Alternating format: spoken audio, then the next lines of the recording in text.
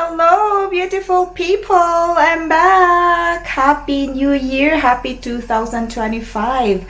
Ang daming nangyayari sa 2024 but I'm still blessed na 2024 went well for us, for the family.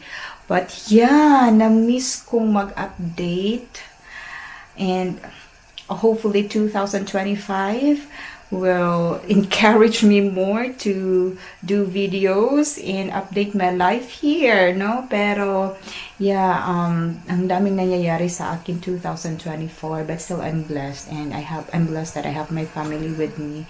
All the trials and problems, the happiness, the sadness. But anyway, before the drama came in.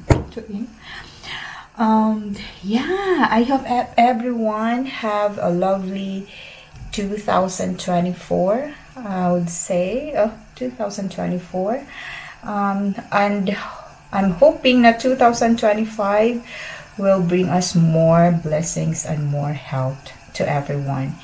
Anyway, I'm back in Ireland and back to normal life, and yeah, I've been in the Philippines for the past few weeks, and I'm spending my Christmas there in the Philippines with the family, but I have to rush back before the new year here for health reasons. But I'm good, and everything is okay now. Results are negative, all negative, and thanks to God that I'm okay and I'm still alive and kicking for 2025. Yeah, and it's 2025, and guess what? The weather in Ireland. I'll show you outside. So this is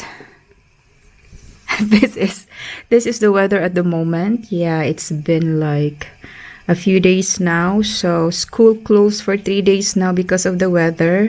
It's been snowing for a couple of days, and yeah, and we have they have to still close the school because during the night the temperature dropped, so it's minus and it's freezing very, very bad. So outside is not really a good, thing. And yeah, so we're stuck in the house for a few days now, but yeah, but of course safety first. So this is what happening outside. Yeah. And yeah, that's it, beautiful people.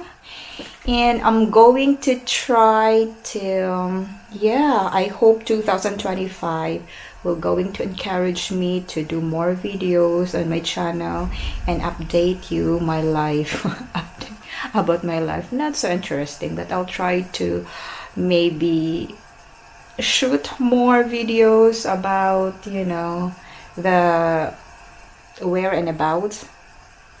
But anyway, good morning and happy new year again. And yeah, maybe isasama ko kayo today. What's happening to me today? What's happening? So kung ano yung mga ganap natin today, so isasama ko kayo for a little bit. We'll see.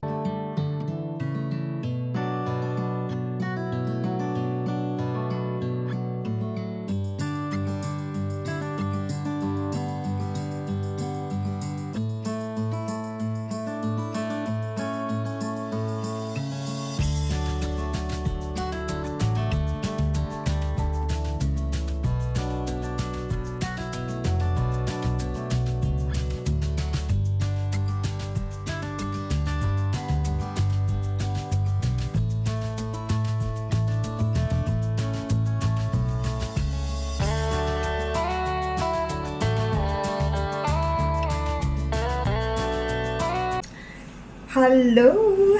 Time check. It's 10 now. My God, ang dali na ng oras. So, nakapag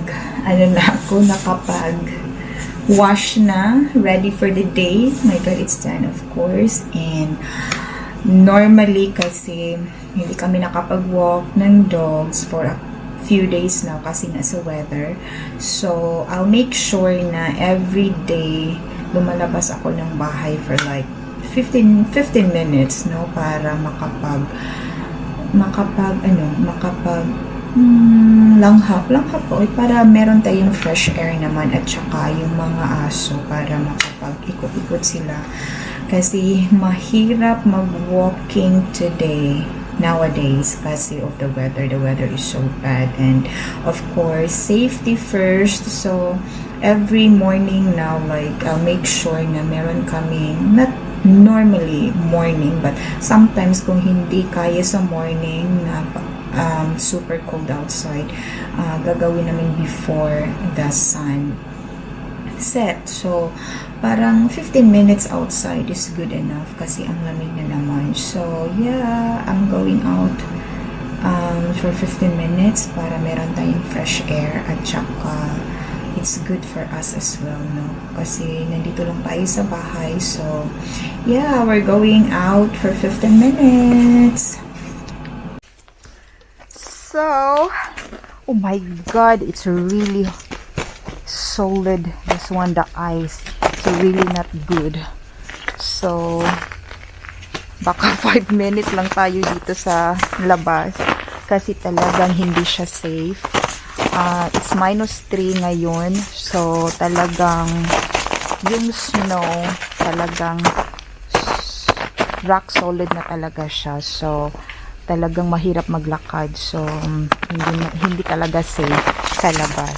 So, kailangan nating mag-ingat. But yeah, I think instead of 15 minutes here outside, baka 5 minutes na lang. Kasi nga, super, ayan, tapos, super misty pa, ayan.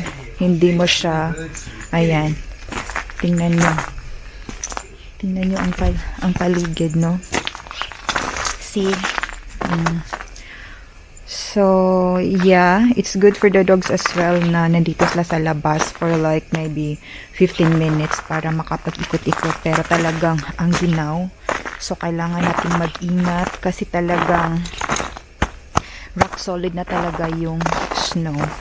Ayan, oh. See? And look outside. It's -3. Yes, talagang hindi natin makikita yung farms sa kabila. Ayan. So, kailangan talaga natin mag-ingat. Super ingat tayo, no? Ayan. It's really freezing. Makifeel mo talaga sa mukha mo kasi nga, of course.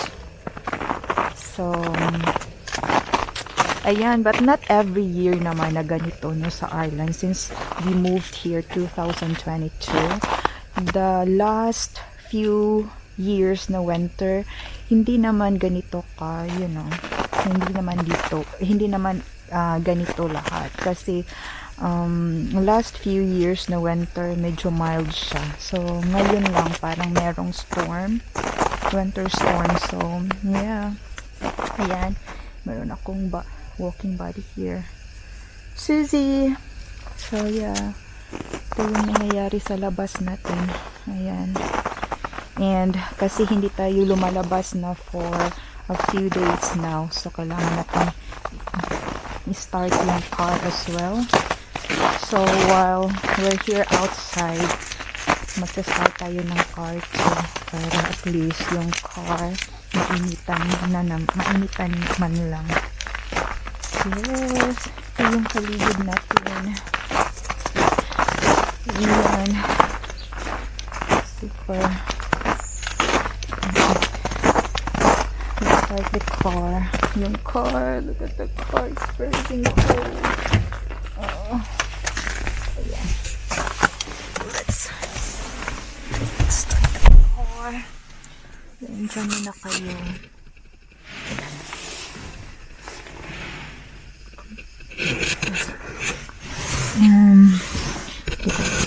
Dyan muna kayo muna.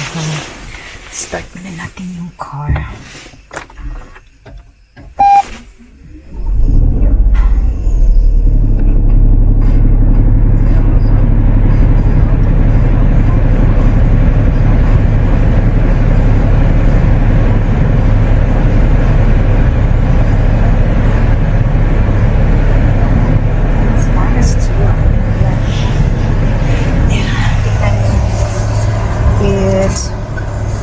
It's really -3 lang sa car. Ayan. And it's -2. So talagang it's really, really cold. Ayan. Tapos na yung fresh air natin. Hindi na talaga kakayanin natin ang 15 minutes. It's really freezing out here. So, kailangan na natin bumalik sa loob. And, yeah. Well, I hope na safe tayong lahat. At I think dito na lang magtatapos yung video ko for now. I-update ko kayo sa susunod na mga araw, hopefully. And, yeah, Happy New Year, everyone. And, yeah, let's keep warm for now. Kasi nga, talagang, ay nako, yeah, yung snowman natin parang tagilid na siya, pero talagang ang ginaw. At least yung mga birds, meron silang pagkain. So for now, kasi nga parang ang hirap talaga.